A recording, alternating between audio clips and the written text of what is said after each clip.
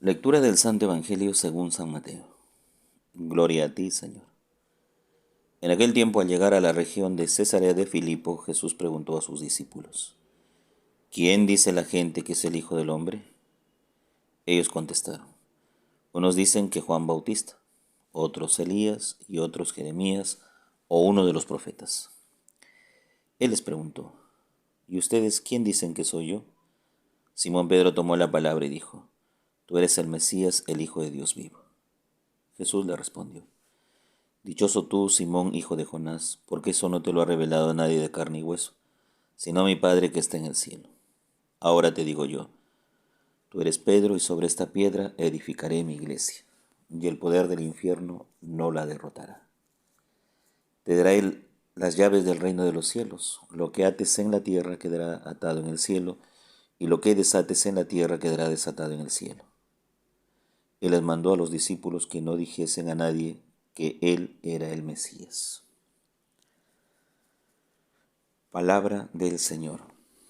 Gloria a ti, Señor Jesús. Queridos hermanos, hermanas, muy buenos días en el Señor Jesús.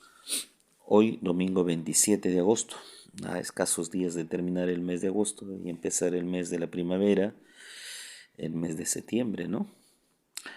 No debemos dejar de rezar por el Perú, por nuestra patria,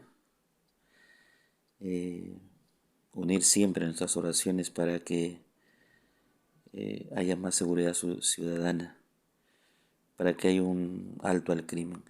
Siempre va a haber un alto al crimen, al robo, al homicidio, a la delincuencia, cuando las autoridades también pongan de su parte y legislen sobre leyes que realmente contribuyan a disuadir y acabar con esta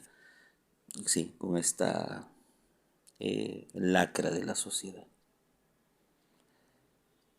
Si no hay una decisión política que realmente haya leyes que conlleven a esto, no va a haber entonces una disuasión, no va a desaparecer o no va a bajar los niveles de de esta ola de delincuencia en todas sus modalidades que sufre nuestra patria. Por eso digo, recemos mucho, muchísimo.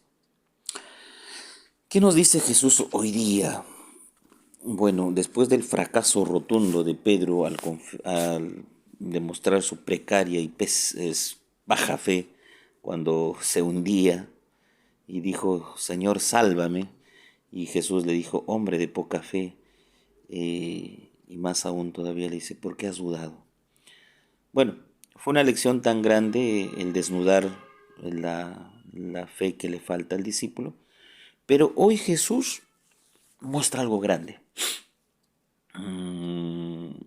frente a Pedro, ¿no? Como también Pedro hacia Jesús. Ahora están en una confesión de fe. Jesús pregunta a sus discípulos: ¿quién dice la gente que es él? Y algunos decían que era Juan Bautista, Jeremías o Elías o un profeta. Siempre la resonancia de la gente es diversa. No tienen claro quién es Jesús. Lo confundían con un profeta que había vuelto, y sobre todo con gente o personajes realmente significativos, como Juan Bautista, Elías, padre del profetismo en Israel, etc.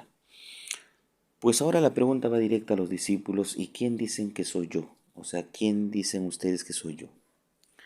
Pedro definitivamente responde acertadamente, ¿no?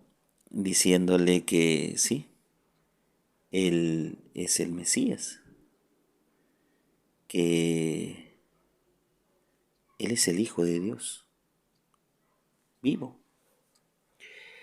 Esta respuesta realmente fue inspirada por el Espíritu, porque el mismo Jesús lo dice: esto no te lo ha revelado nadie de carne y hueso, sino mi Padre que está en el cielo. Y como tal, pues, la respuesta ha sido muy buena, ¿no? Acertada.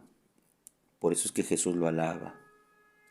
Frente a esta respuesta, Jesús y acentúa en el hecho de: tú eres Pedro, y sobre esta piedra edificaré mi iglesia.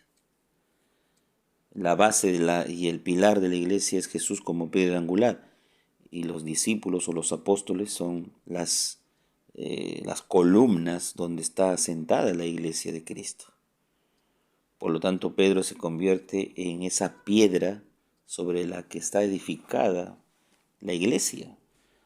Por eso Pedro es el primero entre los apóstoles, el primero entre los iguales, a quien Dios lo elige como tal. Por eso es que a él se le da el poder absoluto de dar la llave del reino de los cielos, donde tiene poder de atar, de desatar, y la garantía de la palabra de Dios cuando dice, ni el poder del infierno podrá contra esta iglesia, contra mi obra. Pues nadie puede con la obra de Dios, porque es de Dios, y lo que es de Dios no muere, perdura. Entonces, frente al mundo actual donde vivimos, donde la iglesia siempre es cuestionada, donde la iglesia muchas veces quieren otros apagar la voz profética de la iglesia, donde muchas veces la propia iglesia, nuestra iglesia, se aleja del Evangelio de Cristo, nosotros, ¿sí?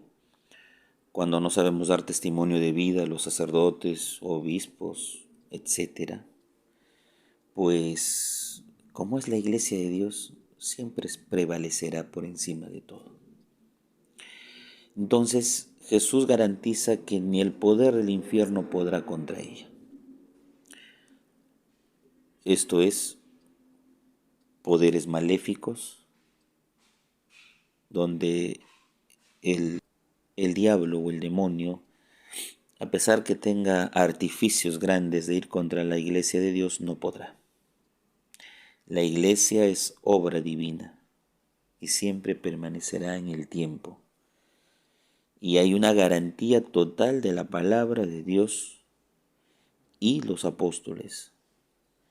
Y más aún todavía, el poder delegado a Pedro y a los apóstoles de atar o desatar, de abrir o cerrar, es como Jesús entonces garantiza que dentro de la iglesia hay ataduras orgánicas, que hay toda una organización, hay toda una iglesia de pueblo de Dios llevado adelante por sus pastores. Y pase lo que pase, como digo, así hay infidelidad de parte del clero, como infidelidad de parte de los hijos de Dios, el pueblo, la iglesia de Dios siempre va a permanecer. Así sea uno o dos fieles al Evangelio y a Cristo, esa iglesia permanece y permanecerá viva. De eso nunca dudemos.